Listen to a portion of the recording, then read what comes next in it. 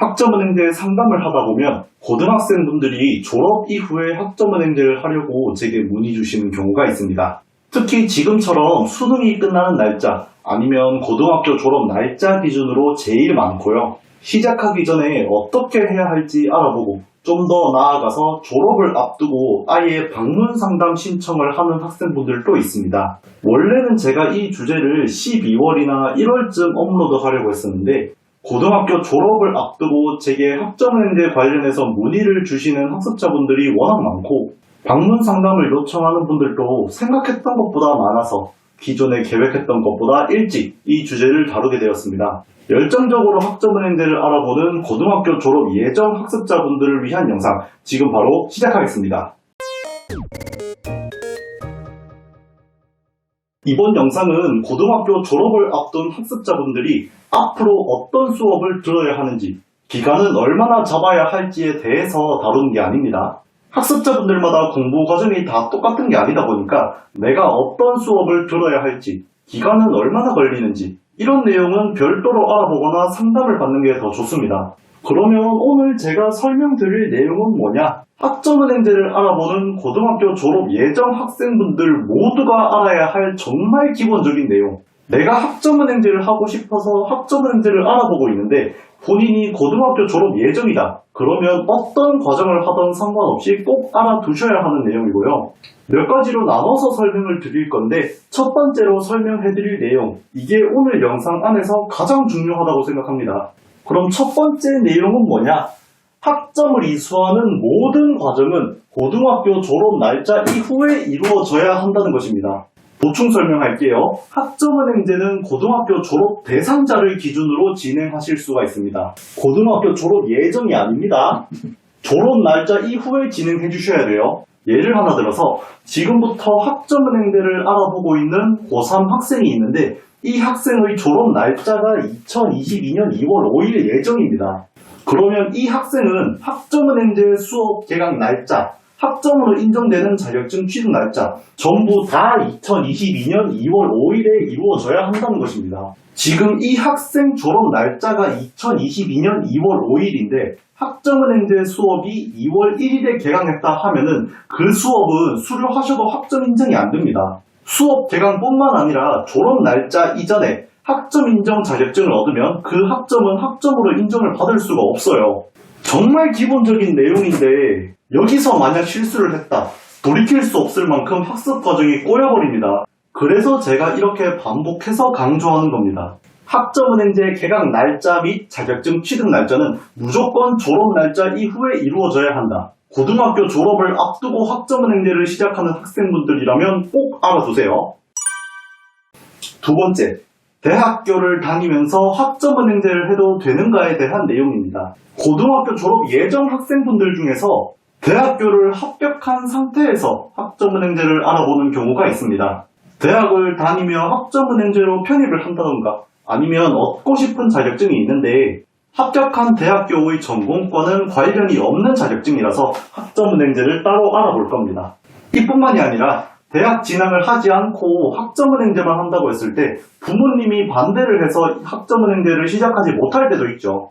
위에 제가 말한 상황을 직접 겪는 학습자분들이 상담을 하면은 꼭 한 번씩은 물어봐요. 혹시 대학교를 다니면서 학점은행제를 해도 문제 없을지. 제가 예전에 학점은행제와 대학교의 이중합격 관련해서 영상으로 한번 다루었었는데 결론부터 말씀드리면 같이 해도 됩니다. 방금 제가 말한 대학교와 학점은행제를 같이 해도 된다는 건 대학교 휴학을 한다던가 아니면 자퇴하는 거 이런 거 전부 다 떠나서 재학 중에도 학점은행제를 하는 게 가능하다고 말하는 것이고요.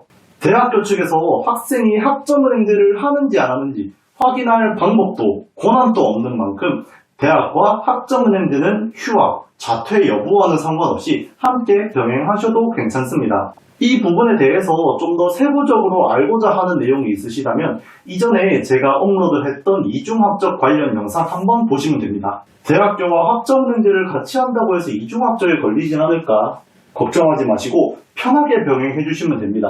필요하신 분들은 이 내용도 같이 체크해 주세요. 마지막으로 세 번째, 차별에 관한 내용입니다. 어떤 과정을 하던 상관없이 내가 학점은행제를 했기 때문에 차별을 받지 않을까 걱정하는 학생분들도 많죠. 이건 고등학교 졸업 예정 학생들뿐만 아니라 학점은행제를 알아보는 모든 학생분들이 한 번쯤은 생각해 보셨을 법한 내용입니다. 지금 제가 이 영상에서 학점은행제라서 차별을 받는다, 안 받는다 이렇게 단정지어서 설명드리진 않을 겁니다. 대신에 학생들이 꼭 알아줬으면 하는 내용 몇 가지를 말씀드릴 거예요. 학점은행제 학위가 대학 졸업장과 법적으로 동등한 효력을 가진다. 이건 팩트입니다. 법적으로 동등한 효력을 지녔기 때문에 대학교를 편입한다던가 대졸자 전형을 지원한다던가 학점은행제를 통해서 자격증 취득, 자격증 응시 자격을 충족하는 것 모두 가능한 것입니다. 온라인 과정으로 진행할 수 있음에도 불구하고 대학 졸업장과 법적으로 동등한 효력을 지니기 때문에 대학교 대신 학점은행제를 선택하는 분들이 많아지고 있는 거죠. 다만 여기서 꼭 하나 체크해야 될 게 설명드린 내용은 학력면에서만 이야기를 했죠. 학벌까지 동등하다고 하지는 않았습니다. 편입, 대졸자 전형, 자격증 취득, 자격증 응시 자격 충족 이런 것들은 전부 학력이라는 요소가 필요한 것이지 학벌이라는 요소가 필요하지는 않습니다.